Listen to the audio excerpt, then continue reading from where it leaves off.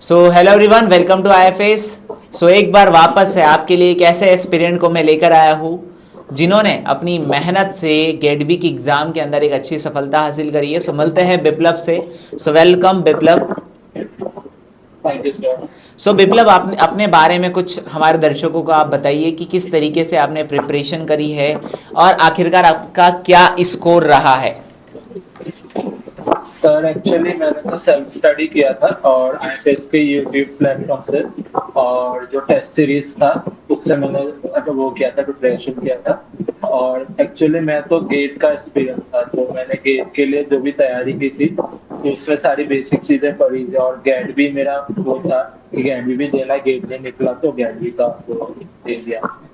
तो मेरा गेट के लिए मैंने आईएफएस का, उसमें भी आईएफएस का टेस्ट सीरीज वगैरह लिया था और उसका नोट्स करना था। और जो गेट बी का स्पेसिफिकली मैंने आईएफएस का जो लास्ट में जो सीरीज वगैरह थे, गेट बी सीरीज जितने भी थे उससे मैंने तैयारी की थी। मतलब जो गेट बी स्पेसिफिक चीजें होती है, जो अलग स्ट्रेटेजीज वगैरह होती है और जो उसमें किस टाइप के क्वेश्चंस आते हैं जो पढ़ा रहे थे सब, वो गेट बी के मेरे को नाम नहीं याद रहा। सीरीज मतलब बहुत सारे सीरीज लॉन्च किया था आईएफएस में, तो मेनली मेरे यूट्यूब से था। और टेस्ट सीरीज 1 रुपए वाली टेस्ट सीरीज। चलो बहुत बढ़िया बिप्लब। सो आपका जो ग्रेजुएशन है वो कब कंप्लीट हुआ है? ग्रेजुएशन इसी साल कंप्लीट हुआ, मई में जस्ट एग्जाम दिया मैंने। अच्छा बीटेक अच्छा, बायोटेक किया मैंने शुभिल यूनिवर्सिटी सोलन से। हाँ बढ़िया बढ़िया। तो सो आपका रिजल्ट आ चुका है फिर? हाँ, रिजल्ट आ गया। चलो बहुत बढ़िया। सो कॉन्ग्रेचुलेशन विप्लव कि अब आपके पास गेट बी का भी रिजल्ट है और अब आप आराम से बहुत ही अच्छे मास्टर्स के अंदर अपना एडमिशन्स ले सकते हो।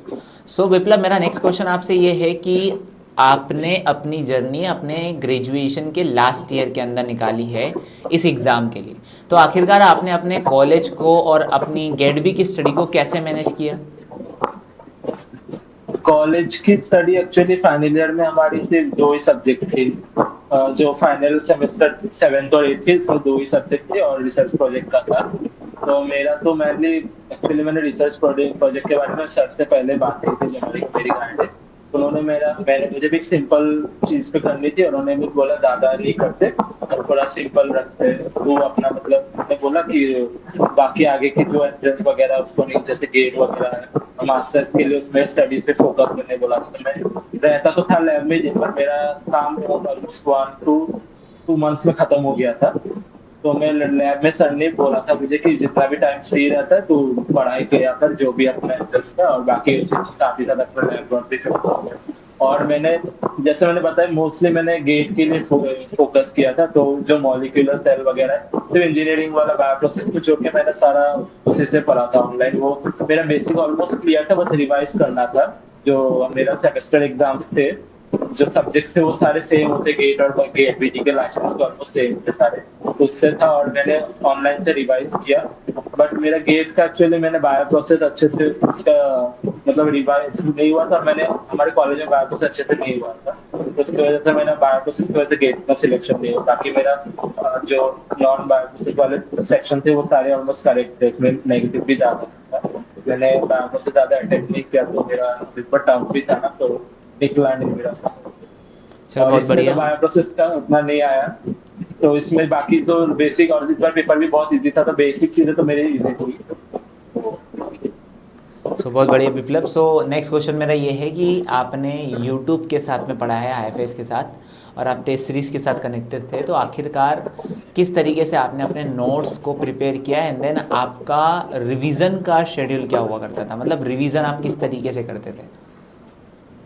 सर नोट्स तो मेरे जो गेट के थे वही थे, और मेरे पास गेट का एक वो ऑल इन वन बुक भी था जो गाइड का था 20 का, उसी से मैं बायोलॉजी वाला करता था।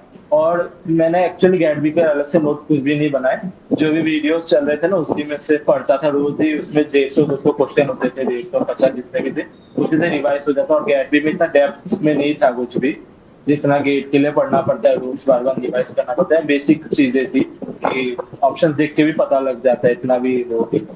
और जो फैक्चुअल चीजें थी वो भी मैं वीडियोस के थ्रू रिवाइज करता, क्योंकि नोट्स आप पढ़ने बैठोगे ना तो टाइम लगता है। और जो वीडियो में थोड़ा वो इंटरेस्टिंग रहता है ना, बार बार अलग अलग चीजें पढ़ा रहे हैं, अलग अलग टॉपिक, एंगेजिंग होता है। नोट्स बार बार एक ही चीज को रिवाइज करते हैं, तो मैं इसलिए सारा वीडियो से करता हूँ कि वीडियो चला लिया और इधर से चलते रहता है, सुनते भी सकते कुछ कर रहा हूँ काफी सारी। चलो बहुत बढ़िया। तो मेरा सो बिप्लब, मेरा नेक्स्ट क्वेश्चन ये है कि आपने अपना गेट का डिसीजन कैसे बनाया? मतलब आपने क्या सोचा है कि मुझे गेट क्यों करना है? मतलब गेट जब आपका फर्स्ट डिसीजन गेट था मेरा तो जिसके बेस पर एक्चुअली आपने मुझे गेट भी कर एमटेक के लिया। लिए चाहिए था। हाँ हाँ।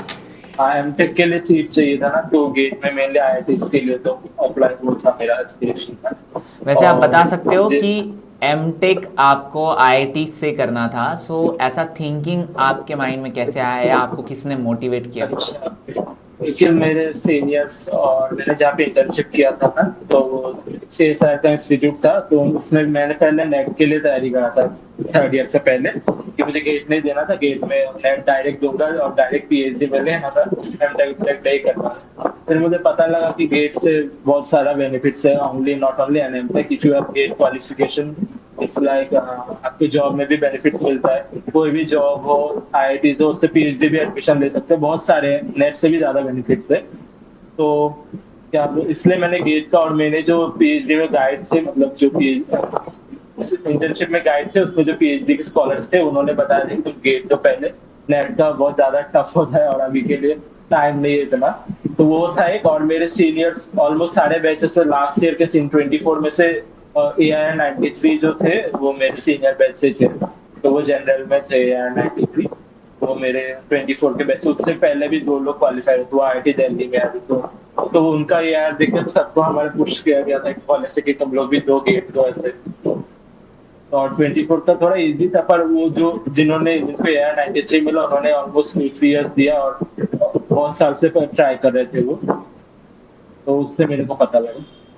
चलो बहुत बढ़िया विप्लव कि आपने बहुत अच्छा जो है अपना डिसीजन बनाया और उसके ऊपर आपने काम भी किया, एंड देन आपने अपनी सक्सेस हासिल भी करी है। सो ऑब्वियसली अब आपका करियर आपके सामने है और आपके हाथ में है, सामने तो ठीक है, आपके हाथ में है अब, ठीक है। सो थैंक यू विप्लव, आपने जो भी सवाल जो थे मेरे, आपने बहुत ही शानदार उसका जवाब दिया है, और ये सारे जवाब ये सारे दर्शक सुन रहे हैं जिन्होंने अपने माइंड में कुछ ऐसी नेगेटिव थिंकिंग बिठा कर रखी है जो शायद इनको आगे नहीं बढ़ने दे रही है। सो अब ये होप्स हो कि आगे बढ़ने के लिए तैयार हो सकते हैं। So thank you Viplav.